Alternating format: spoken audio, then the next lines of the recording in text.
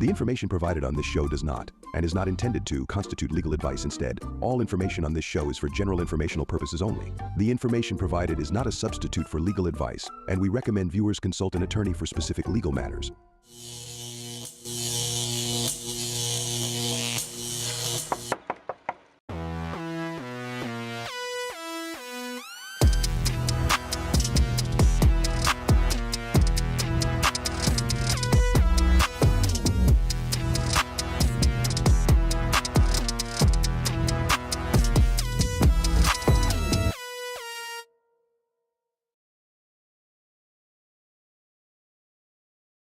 Welcome back to Condo Craze and HOAs, and welcome to our new set.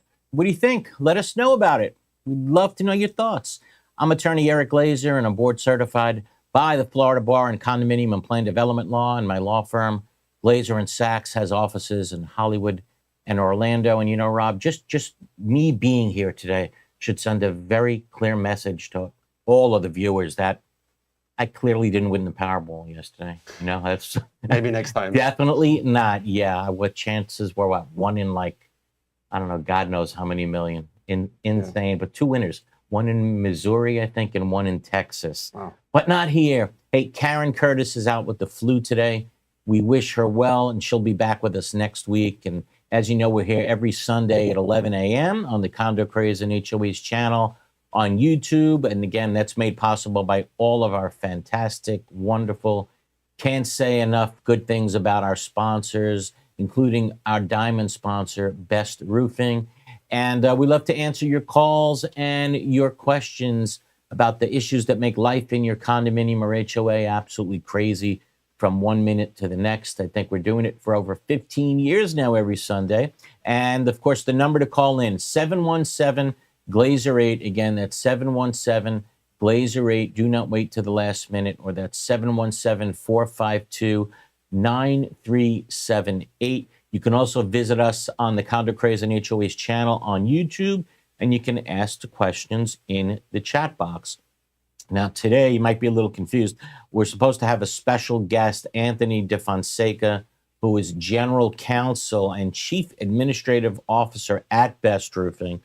And I get an email last night telling me that he has kicked off his plane because they had mechanical problems, and he was rerouted to this morning, new flight, and he's just not going to make it here in time. So tune in to Best Roofing and Anthony DeFonseca next week, and a lot of important topics to discuss about roofing, whether you live in a high-rise condo, whether you live in a private home in an HOA. Now's the time to watch it, especially in the middle of hurricane season. And not to jinx us, but it's been pretty quiet.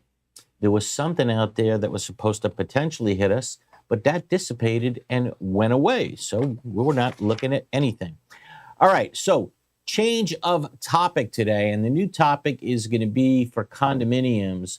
And it's the fact that condominiums must now have an exhaustive account with the DBPR, brand new statute that went into effect.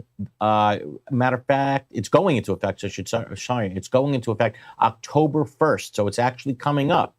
So get ready. For those of you in a condo, I would tell you right now, take your phones out, okay, right now in advance. And Rob made a great QR code that you can be able to point at the screen, and you'll be able to set up your account with your condo, again, just by pointing your camera at the screen. So get it ready. All right, so here's the new law. Here we go.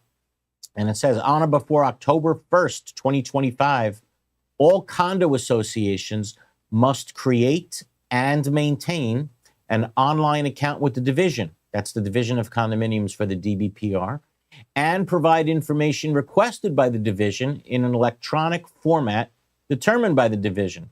The division shall adopt rules to implement this subsection. The division may require condo associations to provide such information no more than once a year, except that the division may require condo associations to update the contact information within 30 days after any change. So again, to be clear, guys, not only is there a requirement to open this online account with the DBPR, but there's also a continuing obligation to always update it. Okay, the statute goes on to say that the division shall provide a condo association at least a 45-day notice of any requirement to provide any information after the condo association creates the account. And here is a list of the information that the DBPR is going to be requiring from you, that the Division of Condos is going to be requiring from you. So again, get ready, jot this stuff down. You may want to have it handy before you actually decide to go onto the website. So we'll do this slow, okay? This is all the information you're going to need to get in advance. All right, the easy stuff: the name of the association, the physical address of the condo property, mailing address and county of the association, the email and telephone number address for the association, the name and the board titles for each member of the association's board. Those of you on the board may also be officers. Name and contact information of the association's community association manager or community association management firm. Of course, that's if you have one. Some do not. The hyperlink or website address of the association's website, if applicable. Basically, almost everybody listening now should have one or just about be ready to have one. The total number of buildings, and for each building in the association, the total number of stories, including both habitable and uninhabitable stories, the total number of units, the age of each building based upon your certificate of occupancy. Some might not know your certificate of occupancy. If you don't know it, please get that information. You'll have to turn it over to the DBPR. Any construction commenced within the common elements within the last calendar year. You have to have information ready regarding the association's assessments, including the amount of assessments or special assessments by unit type, including your reserves. You got to know your purpose of the special assessment that you just passed, the name of the financial institution or institution which with the association maintains accounts, a copy of any structural integrity reserve study, and any associated materials requested by the department within 5 days after the request in a manner prescribed by the department. Now, that's certainly a lot of information. They describe it at first as a limited website. Does that sound kind of limited? To those of you that's listening, it's a lot of information, and the DBPR wants to track all of this with every condo in the state. And by the way, it's no matter the size of the condo. Irrelevant as to size. Bottom line is all this information has to be put up on the link to the DBPR by October 1st. So again, get ready. Again, get your cameras at Terry of the DBPR, and she sent out this email. And here's what it says. Below, please find the information needed to help the association with which you register for an online account. And should anybody have any questions about this, if you get stuck setting this up, take this phone number down. Here's the number, 954-202-6831. I'll repeat it again, 954-202-6831. Or if you need help, you ready? CTMH education at myfloridalicense.com. Again, CTMH education at myflorida.com. And she ends it. Enjoy your day. Melanie, thank you very much, Madam Secretary, for providing us that information. And Rob, you now got the link up there. QR code is up. Great. That's great. Take a picture of that. Every one of you in a condo is going to need to click on that and register. They want a lot of information from you. The question is, what are they going to do with it? Love to know what you guys think. Has the DBPR kind of gone too far? Do they really need all this information about your condo and every condo in the state? What are they going to do with it? I'd like to know. And when we come back from the break, everybody will take your calls. We'll take your emails. Pick up the phone. Give us a call here in the studio. 717-GLAZER-8. Again, 717-452-9378. Or drop us a question or comment in the chat box on YouTube. We'll take our first break, and we'll be back right after this.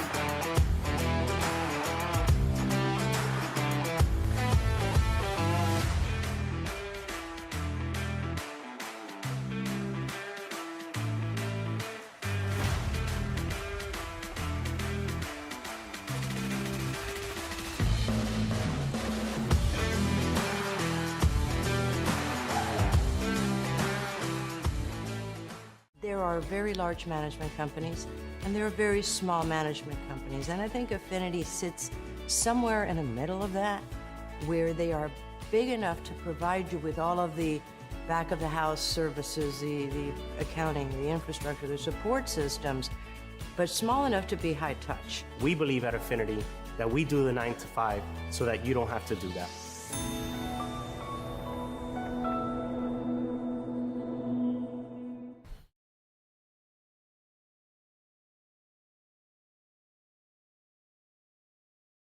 All right, good morning, everybody. Again, welcome back to Condo Craze and HOAs. Keep the calls coming in, 717-452-9378, or drop us a comment or question in the chat box on YouTube. How about we go to the first call of the day, Rob?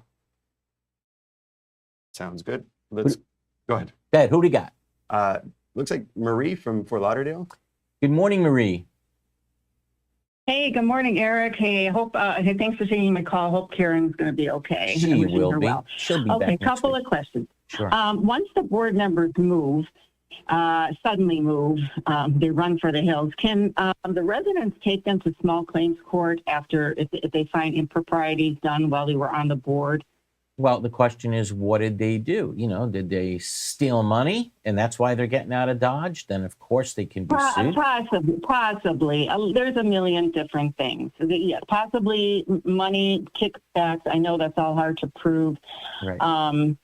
You know, this lack of transparency. We've got assessments, and we have no idea why we're paying for the assessments, what we're paying for. There's been no transparency at all. So Okay, so hold up. So a new board comes yeah. in, you're not sure what the special assessment is for, okay?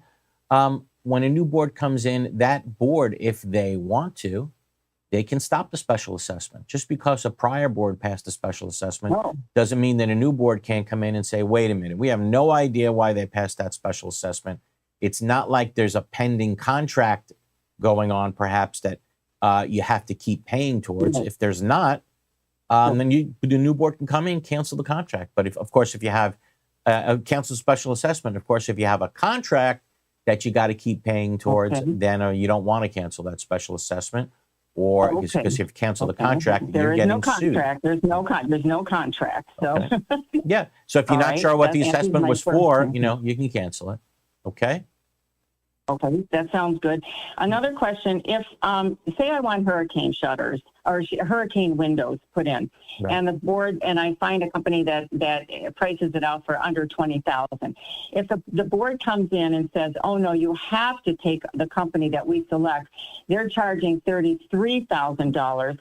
I know in the docs it says that the board has the right to pick the color, the type of windows, blah blah blah, the specifications. But do they have the right to select the company and actually so that you have to pay more for the windows? No, the only thing the board has to do is create hurricane specifications that the unit owners must follow. There is absolutely nothing in the statute that would require the owners to follow the mandate of a board to say you must use this particular vendor. Board can't do that. All they can do is say, again, we want you to follow these specifications. That's it. As long as you do that, you're good. You can use your vendor. Okay, sounds good. And just one real quick thing. Do you think that if the board president is working for an attorney who is the condo association's attorney, isn't that a conflict of interest? It might be. It might be because that board attorney, it could be argued that board member now has an incentive to feed that law firm litigation so that he gets to keep their job. I don't know. Something about it that I'm not really, it's not really sitting well with me, to tell you the truth. Okay. But all right. it might not necessarily hold on. But the thing is, if that director is not gaining financially from it, then technically under the law, it's not a conflict of interest. But the question is, can it be argued that that person is gaining financially because they now have job security? That's the question of the day. Okay? Thanks for the phone call. Sounds good. Okay. Thank you. Who else we got, Rob? Bye-bye. Bye. Next caller is Liz from Palm Beach County. Good morning, Liz. Yes, good morning. I live in an HOA, and our HOA attorney, like you, he's board certified in HOA and condo law. Great. And he happens to live in our community.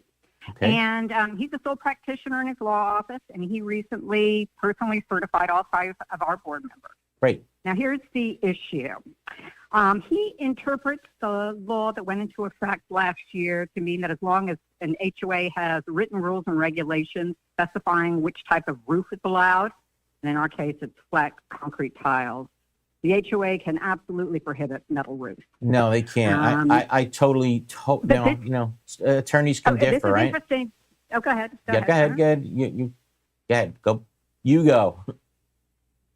Yeah, well, I was going to say that, this interpretation's shared by other HOAs. We've talked to a number of our friends who live in different towns and communities in Palm Beach County, and they say the same thing, that the metal roofs are explicitly banned, and they have to put the flat concrete tiles on because that's what it says in their rules. So if you look at, hold on.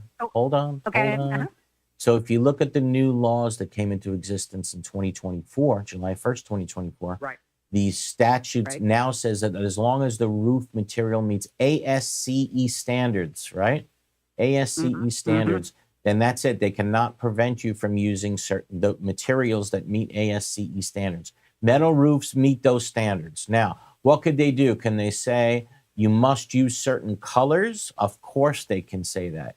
Can they say that the roof has to have a certain shape to it, a certain design to it, as much as possible to match the other roofs in the community? Of course they can. But can they say to you, even though the best material out there is a metal roof, you can't use it because we just don't want metal roofs in the community? Absolutely not. And I'll stick by that all day long, 7 days a week. Well, that is what our board certified HOA attorney says. We absolutely can prohibit metal roofs. Well, so here's my question. Yes. Has there ever been a case of a homeowner successfully suing his HOA to allow for a metal roof when the rules and regulations prohibit them? Well, our attorney is adamant that we can prohibit metal roofs. Well, I don't know of any, but, perhaps there will be one, and we'll see who wins that case. But, it might be in my neighborhood. Just as much, just as adamant as your attorney is, that's how I feel about the issue as well. Okay? Okay, all right. I think it's really interesting because he's basically, he's given the training. I wish the board had gone to your training class, but they went to him, and so this is the information they have. All right, and that's what we're operating with. At the bottom of the hour, we'll go through when those classes are going to be available, and I'll just say this, they're coming up really quick, and they're going to be all over the state, so maybe they'll come out. Okay, I would look forward to meeting them. All right, and debate the issue with them live. Thank you very much, Eric. Thank you so much. Who else we got, Ralph? Take care. Bye-bye. All right, next caller is Shelly from Fort Lauderdale. Hey, Shelly, good morning. Good morning. I have a question about fining. Yes. I live in a co-op, and I'm just wondering, how can somebody appeal a decision that is made by the association's fine committee? Okay, that's it. Is it possible to do? There's under the statute. Okay, so just let's really walk everybody through it really quickly. Under the statutes, defining statutes, it starts off at the board level, right? So it's the board who imposes the first fine. Let's say Unit 609 has been parking in guest parking for the last 5 days, right? And the board wants to fine that person. So it goes on the agenda for a board meeting, and somebody at the board meeting makes a motion to fine Unit 609 $100 a day for 5 straight days because they parked in guest parking.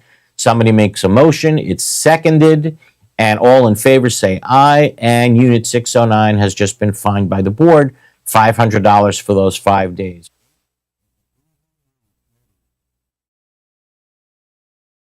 To a hearing in front of that fining committee with 14 days advance notice.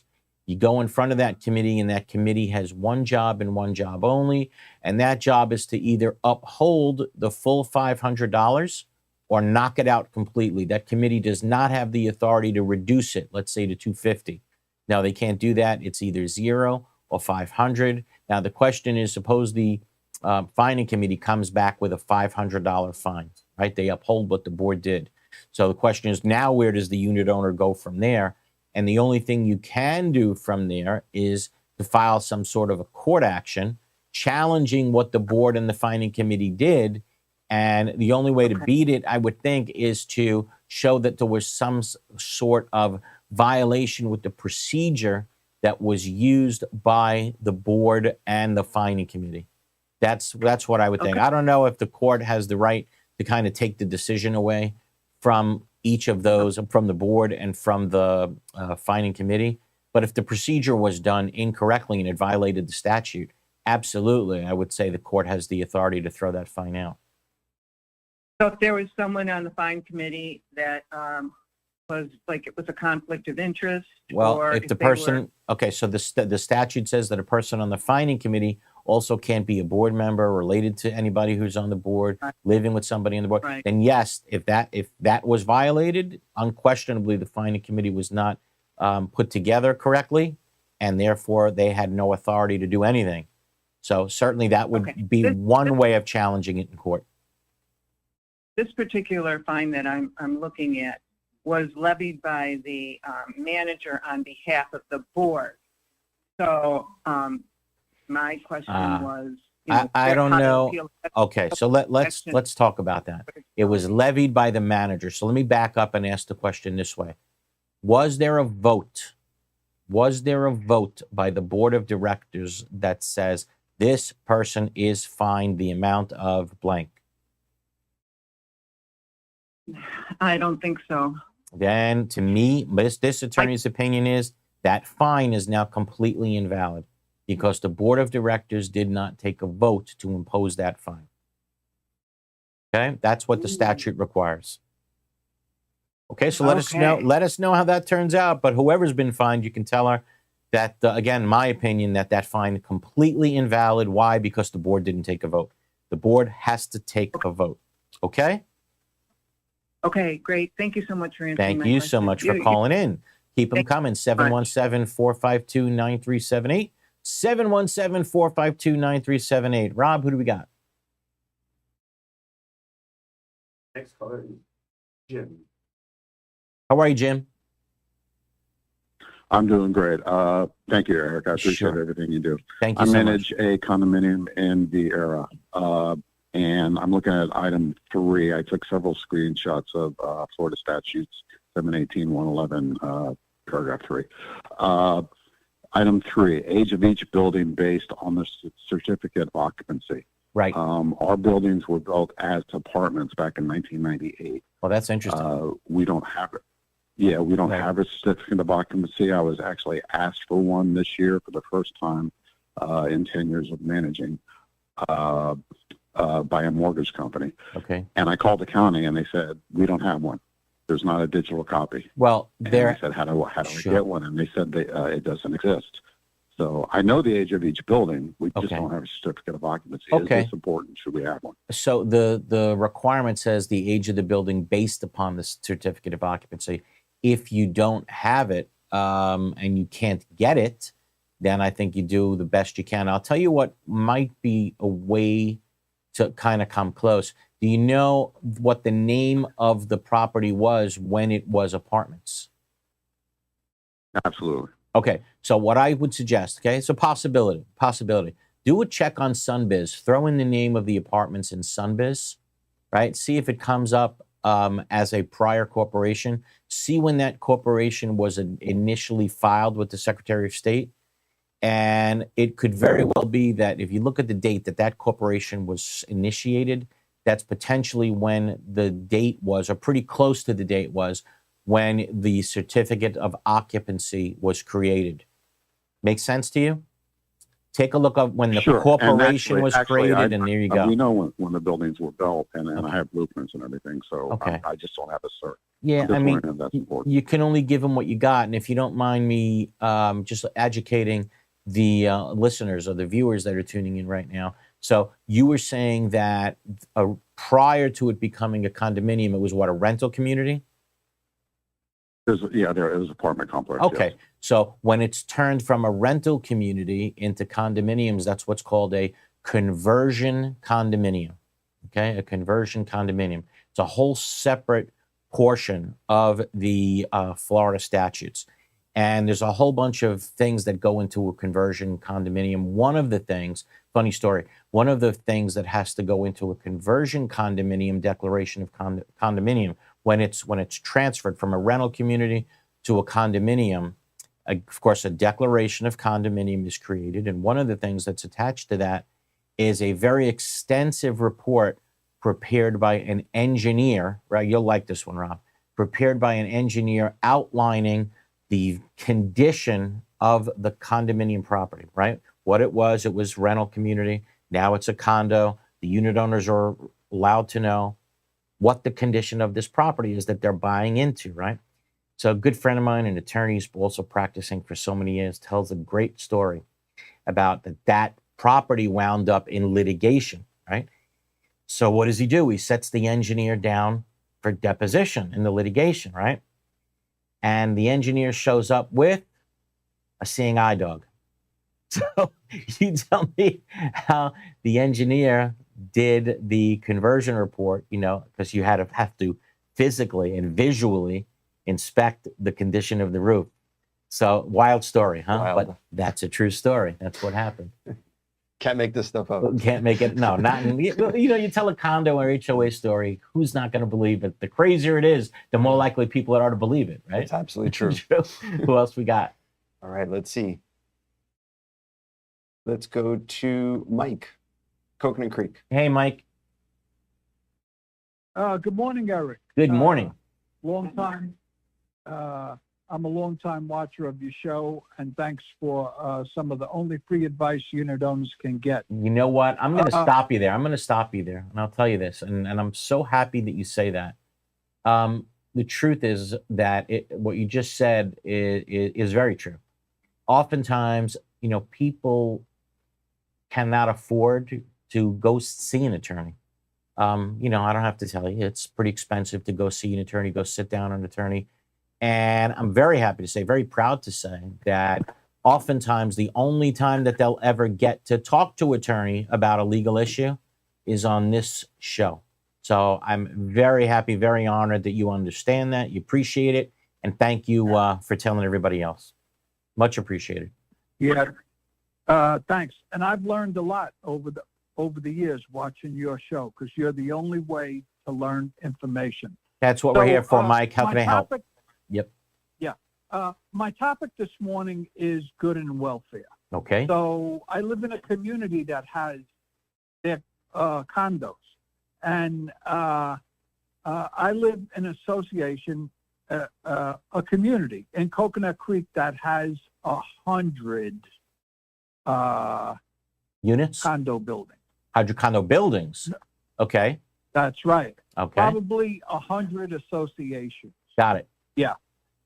And the pattern, what's happening here is that at some individual condo meetings, it just happened at my last meeting, the board voted to discontinue Zoom meetings. Discontinue them, okay. I thought this was a very bad idea, because at least half of the residents in my building are snowbirds. Right. And we also have meetings for a higher form of government here, right? Yes. And they're doing things like they have the Zoom on, but then when it comes to good and welfare, they turn the Zoom off. Because, there's been some drama here with not producing documents for people who want them, and the drama that goes on. Yes, right. So we need some good advice. Okay, so let me what are the unit owner rights? Okay. I know that when you're at the meeting, right, each unit owner has the right to speak for 3 minutes on each agenda item. Okay. Is that correct? Yes, each unit owner has the right to speak on each agenda item, okay? The question is, where on the agenda do you have the right to speak about that agenda item? Do you have the right to speak about it after the board voted on that issue or before? And there's nothing in the statute that talks about that.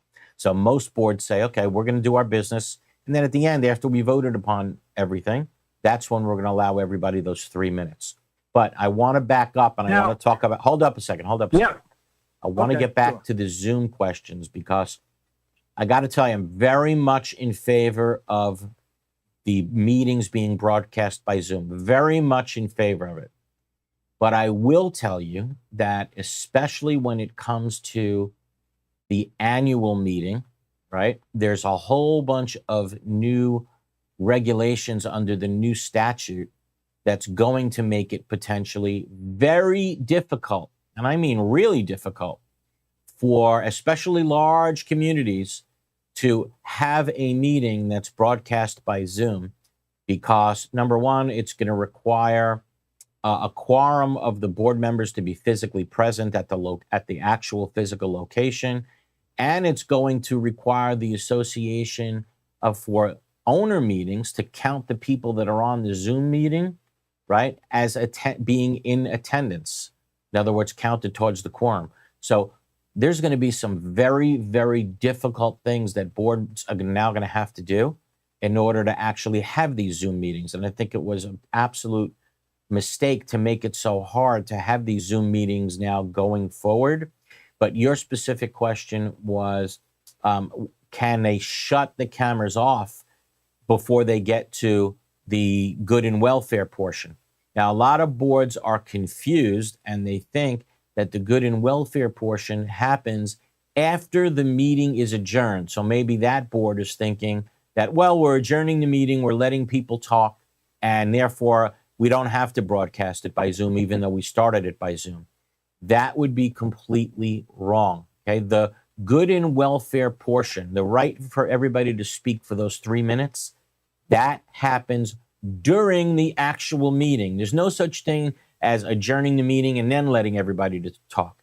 Everybody that has a right to talk has a right to talk while the meeting is still going on before it's adjourned, and therefore do not shut off the Zoom until that meeting is actually over.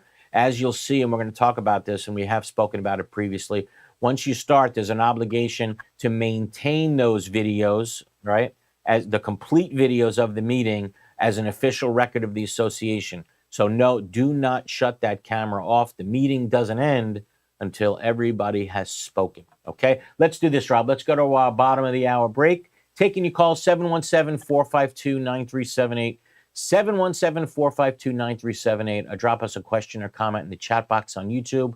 When we get back, we'll give you the schedule for the classes as well. Considering you asked about them already, be back right after this. Roomkiss Consultants offer the professional expertise to help condominium and cooperative communities provide safe, compliant buildings for their tenants. We have more than 170 Florida licensed engineers and architects who are experienced with local regulations and can assist with Senate Bill 4D compliance. We can help with milestone structural inspections, capital expenditure evaluations, structural integrity reserve studies, and developer transition reports. Focusing on energy, resilience, maintainability, and sustainability, our experts can help with every phase of the building life cycle. Contact us for inspections, building restoration, repair and remediation consulting, or mitigation after a catastrophic event.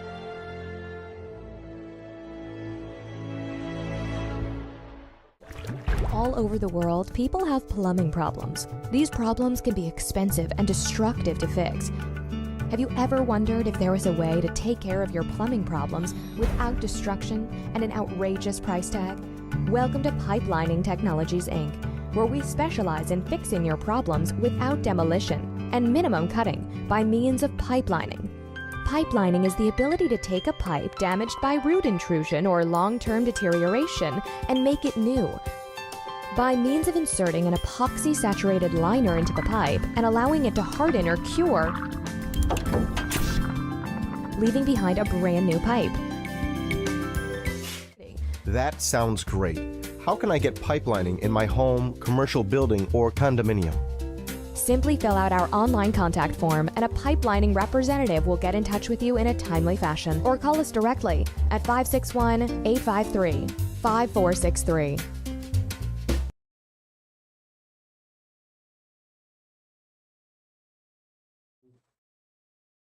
All right, welcome back, everybody. I'm attorney Eric Glazer. We're here on Condo Craze and HOAs. We're here each Sunday at 11 a.m. to answer your questions and answer your comments in the chat box on YouTube. As a matter of fact, let's go to our first one of the day. Let's see. Google Far writes in, no dog condo.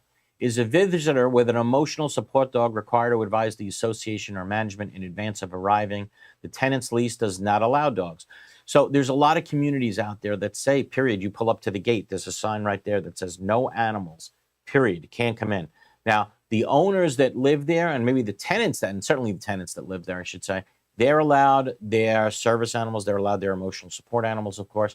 But the question is, what about somebody coming in with an emotional support animal, right? They're in the car and they say, and they got the little fluffy dog with them, and they say, I'm coming through. Even though your sign says no dogs allowed on the property, I'm coming through with my dog because it's my emotional support animal. Does the community have to let that person in the car? And there's a lot of research on this. I don't know if there's a case out there, but I think the consensus is no, they do not have to let you in. The association owes an obligation to comply with the emotional support animal law to the owners that live there. You have to comply with the Fair Housing Act, but to the persons that live there. But do they owe a duty to people that are visiting? And most attorneys say no, they don't. And therefore, you can prevent that guest from coming in with their animal if your animal is a no pet community. So I hope that answers your question. Lots of people commenting on the new set.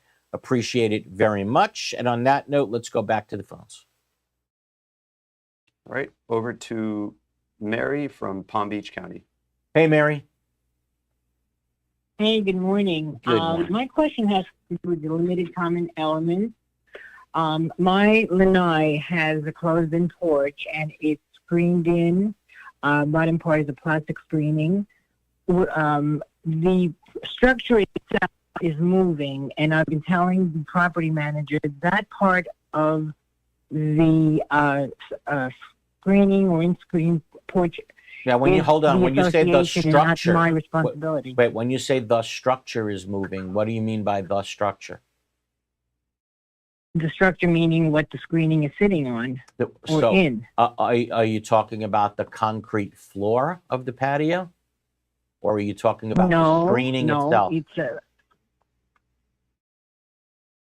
It's just the screening is in a structure. It's got paneling. Okay, like so a panel. Is that how the unit came with that structure that you're talking about? Yes. Okay, so probably my hunch would be, yeah, you can't say for sure, right, until you actually see what the Declaration of Condominium says. But I would say it's pretty good shot. Read it to you. No, we're not reading. We never allow reading of documents on the show, right? I'm not going to give opinions, but somebody just reads out the documents to me.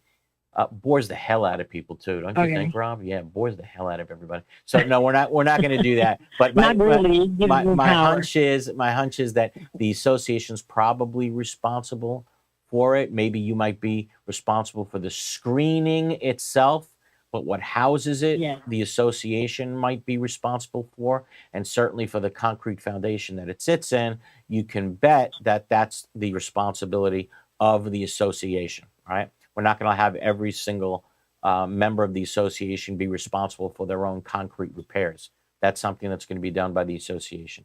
So, Mary, I hope that answers your question. Okay, thanks so much for the call. The concrete repairs are that's the association. That would be really unusual if the concrete repairs of your balcony itself are going to be the responsibility of the owners. That's typically something that the association is responsible for. They fix everybody's at once. Everybody typically gets hit with a big special assessment. Now we got to do all the concrete repair work, and that's how it's done. To leave it up to the individual unit owner, they wouldn't do it. And it could potentially result in dangerous situations. And that's why, normally it's the association that does it every single time. Very, very, very rare. I don't even know if I ever heard where the individual unit owner is responsible for it. But Mary, thank you for the call. Appreciate you calling in today. I'll come see you. If they're going to fight me on this, I'm going to come see you because I'm going to sue them. I look forward to it, Mary. Thank you so much. Be well. Hey, somebody writes in that it's Happy LK writes in, Happy Grandparents' Day. Didn't know that it was Grandparents' Day. So to those of you out there who are grandparents, and I get the feeling there's a lot of them on the listening to the show, watching the show today, Rob. So happy Grandparents' Day to every single one of you. Not a grandparent yet, but hoping to be. Okay, how about we go back to the phones? Yep. Next caller, it just comes out Jay. Hopefully your name is Jay. How are you, Jay? Whoever Jay is. Hey, I'm good. My question is, what recourse does the community have when the current president will not spend the money budgeted for specific items like roof cleaning and tree trimming, etc.? You know, it's listen to how you ask the question, right?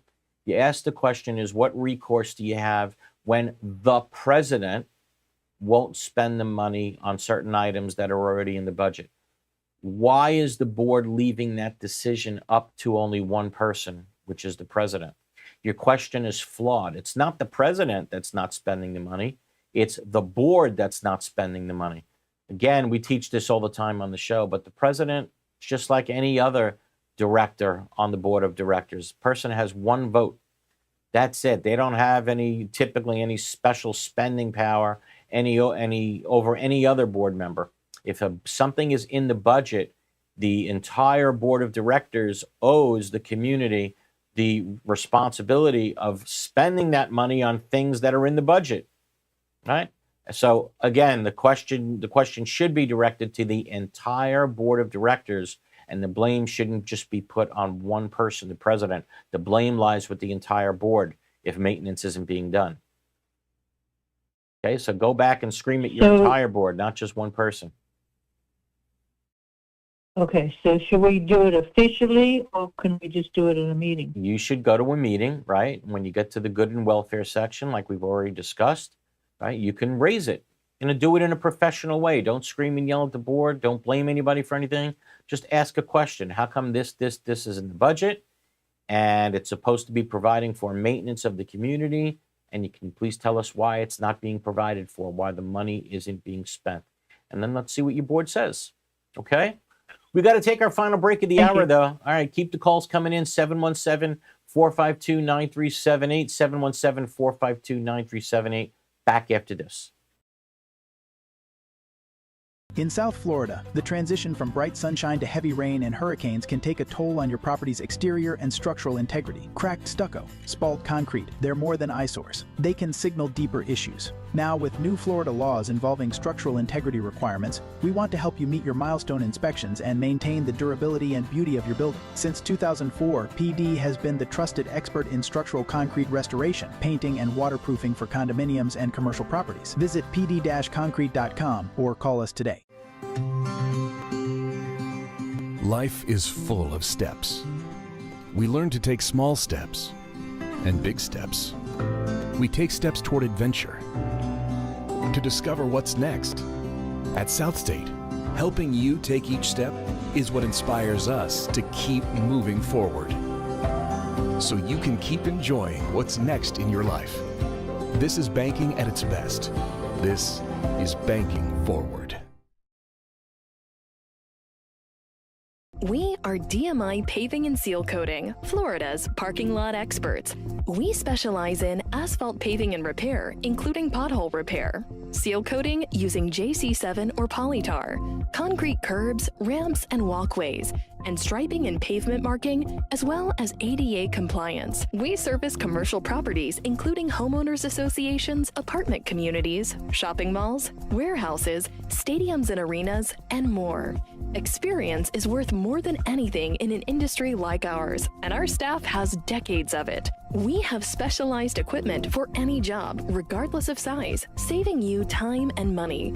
DMI has a reputable history. We have been in business since 1956. We serve the state of Florida from 6 locations. Let us bid on your next parking lot project. Visit us online at dmipavingandsealcoating.com.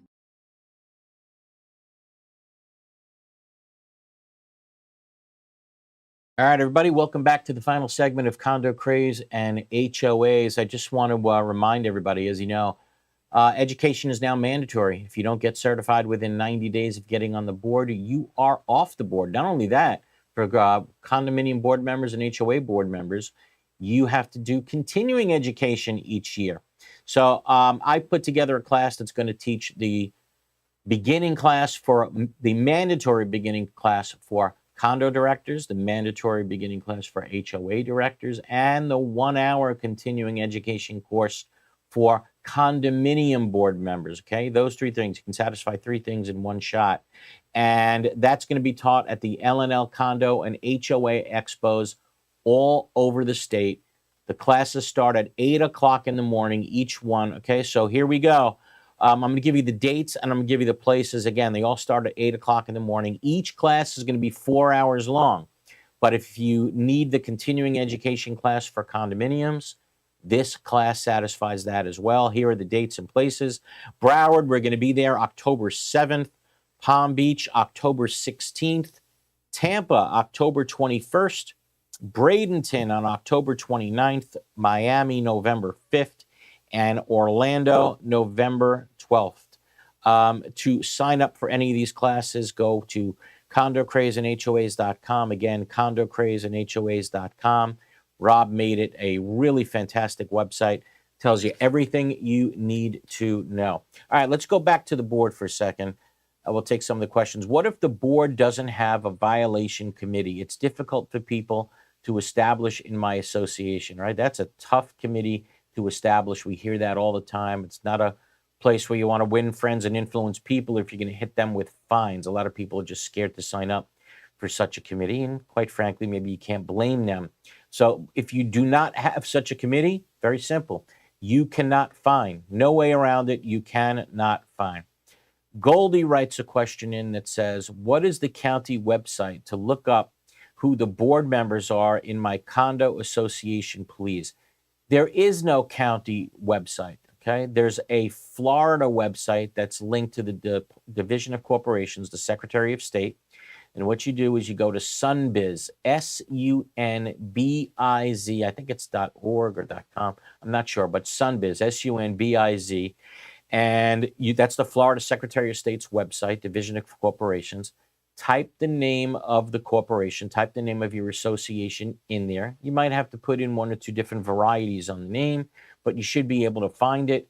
Once you come up with the right one, click on it, and there it is. It should list all of the current officers and directors in your association. The association is to provide this information every single year. It's called filing an annual report with the division. And just by doing that, going to Sunbiz, then you should be able to find it. Very simple, okay? All right, back to the phones, Rob. All right, next caller is Warren from Coconut Creek. Hey, Warren. Hey, Eric, you're fantastic, by the way. Thank you so much. Really I listen appreciate to you it. every week. Thank you very much. Appreciate it. You're quite welcome. How can we help? My question is, there is a gentleman in one village that is president of his village. He wants to become president. He wants to become on the master board of 40 villages. And we understand this guy has problems with authority. Okay. How do we handle this guy? Well, the question is, how does he go on to get elected to the master board? In some associations, it's automatic, right? So let's say you have 5 different sub-associations. He's appointed by whom?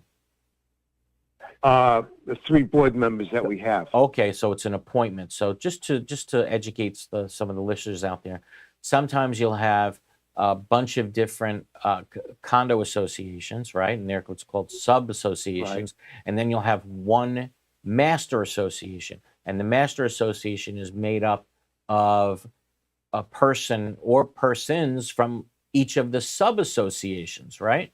So How do you that's know us. who gets Ma- from the ma- association? master. Right. How do you know who's going to represent that sub-association on the master board, on the master board community?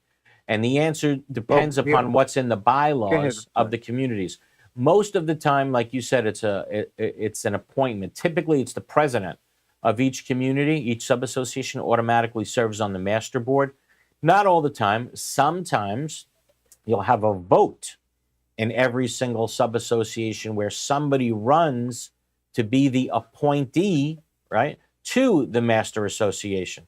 So it depends. So you're saying that this person you don't want on the master board, and that your sub-association board should not put that person on the master board, correct? Correct. Right. So how do you Because stop that? there is one couple that you know that lives in that village. Right. Okay. And no names. Do not mention any names. no names. I understand the program quite well. I'm a nuclear pharmacist, retired, by the way. Got it. So, we know that this guy is a troublemaker, so to speak of. Right. But the bottom line He's is, loud. the bottom line is, it all depends upon what the governing documents say. If the governing documents say that the 3 sub-association board members are the ones that get to put them there, then they get the right to put them there, period. I mean, you can complain to those 3 sub-association board members that, we don't want to be represented by that person, but ultimately it's their vote. Okay? Okay, well, not much you thank can do Eric. about it. You Thank you have so a much. Sparkling day. Hey, thanks so much for the comments. I appreciate it. You're welcome. Bye-bye. All right, let's see. Any other questions? Call it the white Glazer blazer. I love that, huh? People are liking the look. Okay, call in. We got 5 minutes left. 717-452-9378. 717-452-9378. All right, let's see. Will non-board owners be able to look at this information on the DBPR's website? Absolutely, yeah. Any website that's that the DBPR puts out there, any information, they should be able to look at it. Not just non-board members. It's there for, I would guess, anybody who wants to buy a unit in that community. They should be able to get all this information about the community. And again, we already know that there's going to be information posted about with your structural integrity reserve studies, right? Now we're going to know what banking information, where you do all your banking. We're going to know when your community was created, how many stories it is, etc. And all this information is being put out there so that people buy into community with a lot more knowledge than they previously had. That's the bottom line here. And I think that's probably a good thing, right? Everybody should know as much as they can about the community they're about to move into. Especially, it's interesting. I gave an interview this week to Karen on WIOD, and a very interesting topic came up about older condominiums versus new condominiums. I think you also sent me this story, and Rob, and it turns out that older condominiums are selling right now for about half the price of newer condominiums, but they're selling at a pace much faster than the newer condominiums because the newer condominiums are so damn expensive, right? It's a very interesting article, right? Yeah. You would think that these older condominiums, right? People are scared to buy into the older condominiums. They're worried about these special assessments that are coming up. They're worried about these mandatory reserves that are coming up. But it seems like the reason potentially that they're selling so well is because the prices have come down because of those things. Right. Because there's going to be mandatory reserve funding, because there's going to be mandatory repairs. Now, the interesting part about the article was, and I don't remember who the experts were that they were interviewing, but it was like persons who own real estate firms in the community. And they were saying that, this may be the case for now, right? But it's not going to be the case in the future. When we get, and I always said this, so we've said it a million times on the show, there's going to be a period of time in Florida where it's going to be rough. No doubt about it. There's going to be a lot of people that are going to have problems paying these special assessments. There's going to be a lot of people that might not be able to afford the new amount of their assessment because it's going to include reserves. But once we get past this period of time where, this kind of works itself out, the truth is, and again, we've always said this, Florida will have the safest, most well-funded condominiums of any state in the entire country. You can't argue that. And when that happens, when we get past this period that we're in right now, the older condominiums will spike up. The amount of them will spike up because they've leveled off, right? They've started paying their reserves. They've made their repairs, so the values of those homes will go up, and it should level off, and the prices of the new condos may start coming down. Nice. And I'll tell you, a lot of the people that look at the real estate area, they like the look of the older condominiums anyway. Not everybody's into the most newest, looks out there. Some people would rather have old Miami Beach type style looking condominiums. That and the rooms tend to be larger. Right, exactly Yeah. right. That was another part. Right, Yeah. there's generally better value for the money, much larger bedrooms, right, much larger kitchen areas, Yeah. and things of that nature. Exactly, the article did say that. Yeah. So I think once we get past this difficult period of time, right, I'm not going to deny that for many it is a difficult period of time we're in. But once we get past this, whether it's another 2-3 years from now, I think Florida's real estate future looks very bright. People are still moving here left and right. I mean, the amount of people coming to our state has not leveled off. It's just I think it's getting bigger and better every single year. We still have the weather. We still have crime is not as bad here as it is in other places. So I think it's just going to continue that way. No state income tax. So again, if you can make it through, if you can hang in there, yes, you're only going to benefit in the long run. Hey, I think that brings us to the end of another show of Condo Craze and HOAs. Thank you, everyone, for the very nice comments that you made today about the show, about our set, about me. Appreciate it very much. If you need legal help off the air, just give our firm a call, Glazer and Sachs, 954-983-1112. Again, 954-983-1112. Don't forget to tune in next week. We're going to have Anthony DeFonseca from Best Roofing, and it should be a great show. Thanks, Rob, for setting that up. And again, have a wonderful, safe, healthy week, everybody. We'll see you next Sunday. Take care.